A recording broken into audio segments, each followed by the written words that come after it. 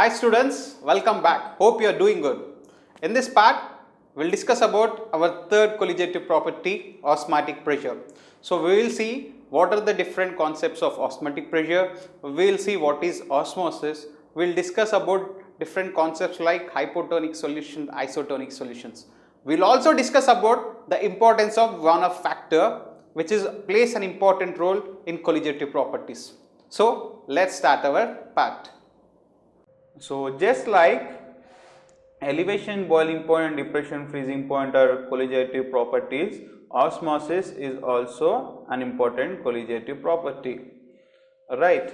I think we all know that there are certain membranes which allow passage of solvent molecules but no solute particles, right? So such membranes which allow passage of solvent molecules but not solute particles, they are called a semi-permeable membrane. So a semi-permeable membrane allows only passage of solvent molecules but not solute particles, right? So this phenomenon of solvent flow through a semi-permeable membrane to equalize solute concentration on both sides is called osmosis. So what is osmosis? Osmosis is a phenomenon of solvent flow through a semi-permeable membrane to equalize solute concentrations on both sides. So this is osmosis. Next, osmotic pressure. So here remember, osmotic pressure is also a colligative property, not osmosis. Osmosis is just a phenomenon, but osmotic pressure is a colligative property. This colligative property of the solution is nothing but this is equals to the pressure that when applied to the solution just to stop osmosis. So to stop osmosis, you have to exert certain pressure. You have to exert certain pressure, or the solution should exert certain pressure. So that pressure when applied to the solution is called osmotic pressure.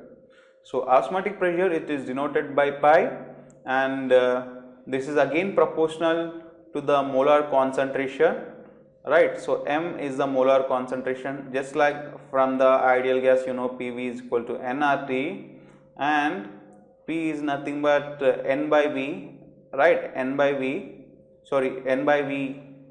into RT. So this ratio I am considering as a concentration or molar concentration, right? So N by V is the molar concentration, and now this pressure is denoted by pi, right? So this pressure is again now it is represented as mRT, right?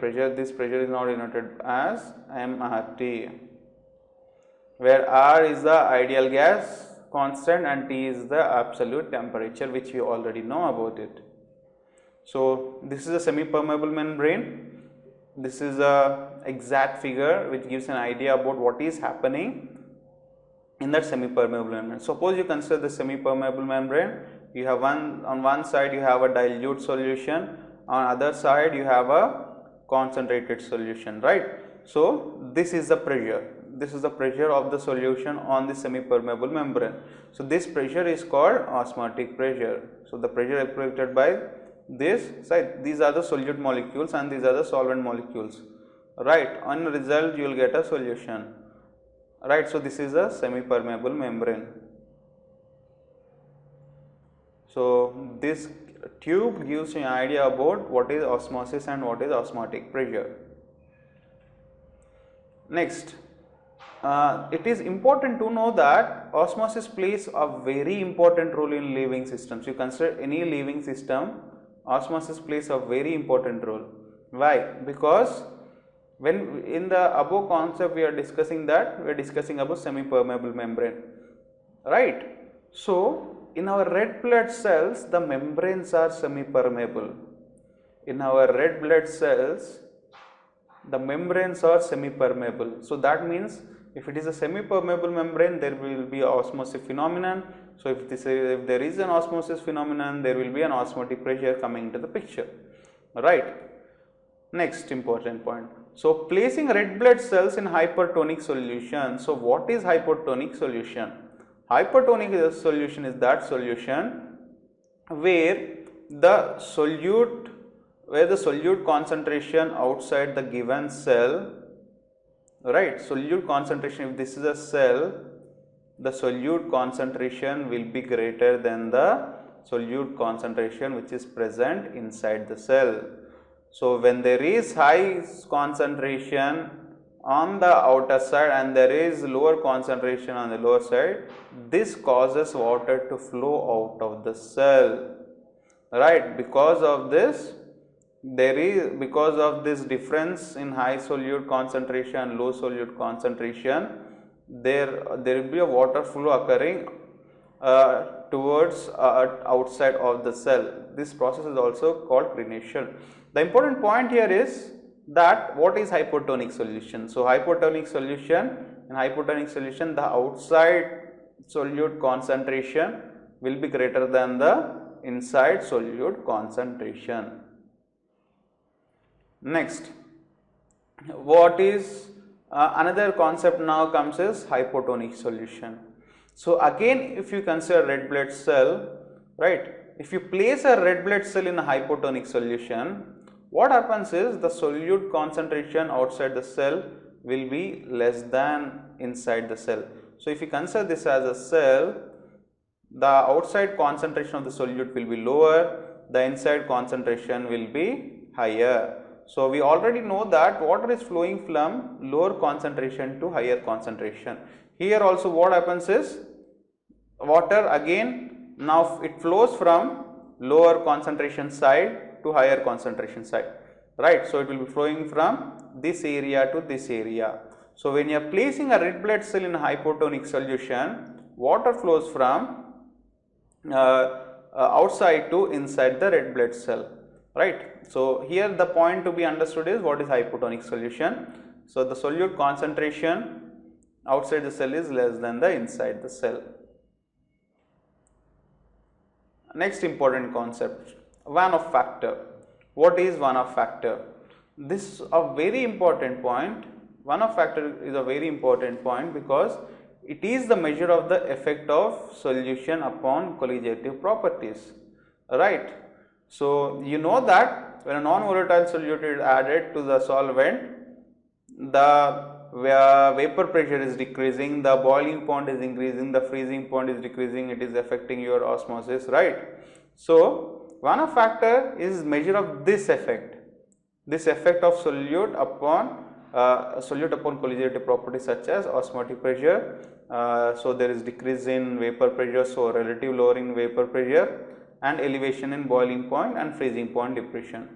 So what it is exactly? It is the ratio between the actual concentration of the particles produced when the substance is dissolved and the concentration of the substance as calculated from its mass. So I is nothing but it is the ratio of the concentration when you have particles, right, particles produced, and when the substance is dissolved, and the concentration of substance, or else the concentration of substance itself. So for most electrolytes dissolved in water, obviously the Van-Off factor should be the most non-electrolytes, right? The most non-electrolytes, if you have electrolytes only, then there will be splitting into particles, and because of this splitting in particles, the number of particles will be increasing, that will be affecting your all the colligative properties.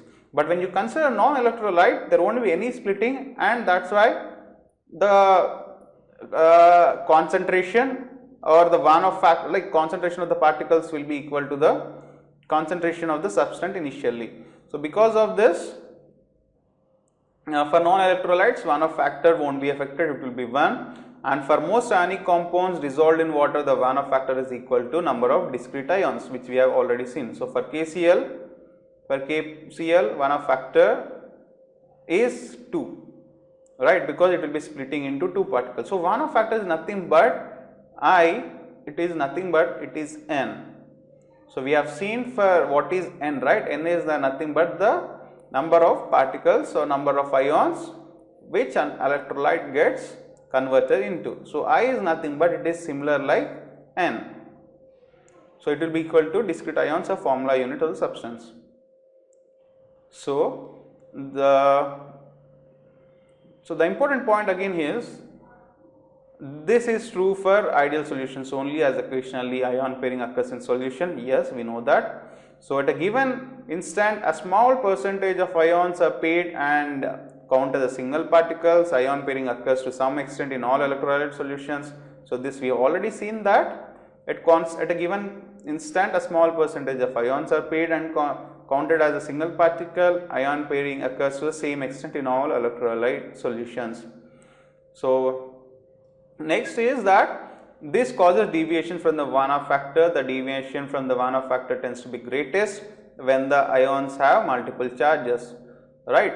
So, Vanna factor is originally 1 for a non-electrolyte, but when you consider an electrolyte, right, or when you consider ion pairing ions, right, so there will be a deviation taking place in the Vanna factor also. So, for non-electrolyte it is just 1, and for others it will be greater than 1. That means there is a deviation taking place.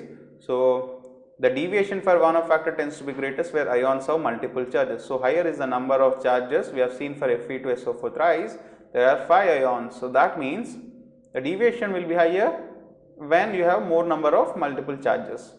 So, the value of I, Vanna factor, is nothing but actual number of particles in solution after dissociation by number of formula units initially dissolved in solution. So, for KCl, actual number of particles in solution after dissociation will be 2, or it is divided by, so I for KCl is 2 by the number of formula units initially. So, number of formula units is initially KCl itself, it is 1.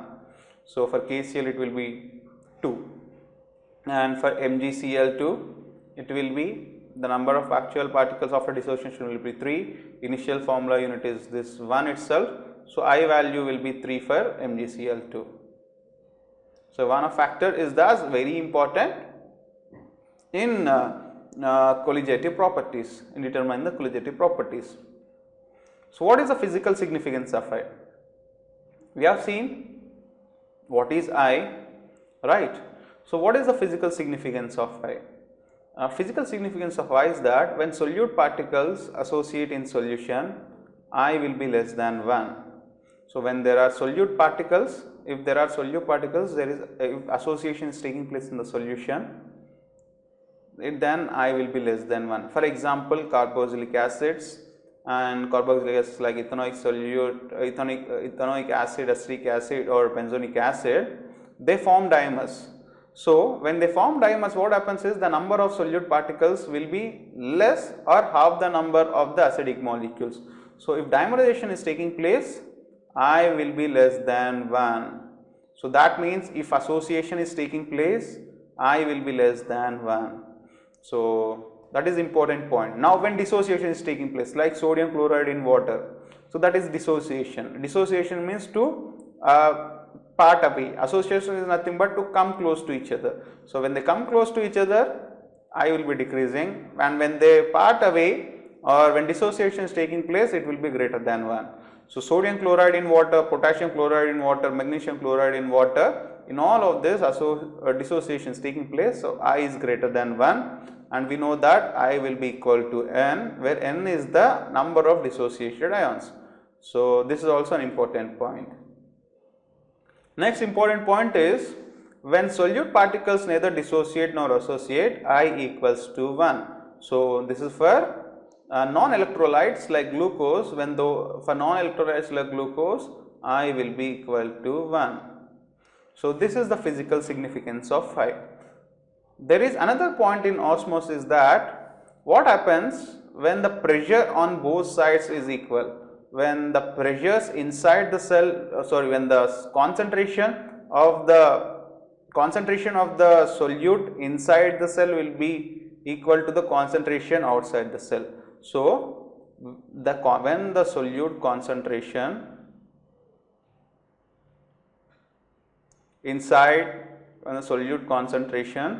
inside the given cell will be equal to solute concentration outside cell. So, when this is occurring, such solutions are called isotonic solutions. Such solutions are called isotonic solutions. So isotonic solutions are those solutions where the solute concentration inside the cell will be equal to the solute concentration outside the cell. So for such solutions, the osmotic pressure outside will be equal to the osmotic pressure inside. So isotonic solutions also plays an important role in osmosis. So these are the few important concepts in this part of colligative properties. So in the next part we will be discussing about association, what is happening to the Van-Hoff factor when association is taking place, what is happening to the Van-Hoff factor when dissociation is taking place. So we will discuss about abnormalities of colligative properties. So students, we have discussed about all the colligative properties of a given solutions. So first we have started with elevation boiling point, then we have discussed depression freezing point, then we have discussed osmotic pressure, then we have also discussed about the importance of Van-Hoff factor I. So there is another important concept which is related to association and dissociation of the given solute particles in a given solvent. That leads to abnormality in the molecular mass. So in our next part, we will discuss about association and dissociation concept of a given solute particles.